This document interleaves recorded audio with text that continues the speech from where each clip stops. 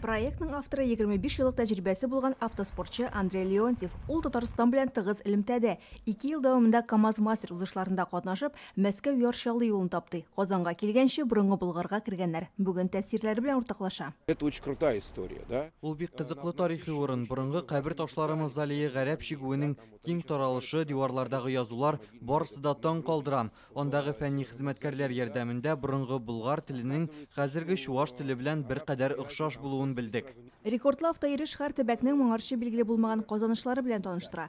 Кеше ватаннары өчен файдалы хезмәт куючыларны барлый. Шундыйлар рәтендә Казанда яшәүче агроном Лия Дәүләтбаева да бар. Ул Вернив грунт дигән проект булдырган. Чүп-чардан туфракның уңдырышлыгын саклау һәм табигый ашландыру усулларын өйрәнә. Шәһәр парклары туфрагының сыйфатын яхшырту өчен яшел зоналар, компостерлар ясый. Стремимся к тому, чтобы наши компостеры были уже... Технология сыйфат ягыннан компостерларны шәһәр өчен яраклы итеп ясарга тырышабыз. Улга дигенә тартма түгел, вандалларга каршы торучан хайваннар үтеп керә алмаслык итеп эшләнә. Тышкы яктан улга гади чүп контейнерына ашаган.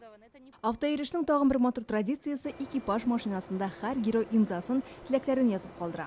Автотуристлар Россиядә җитештерелгән Lada Vesta һәм Москвич машиналарында илнең 85 төбәген йөреп чыгачак. Маршрут кабатланмый. Шулай ук төрле җирләрдә яшәүче кызыклы 100 шәхес белән таныштырачаклар.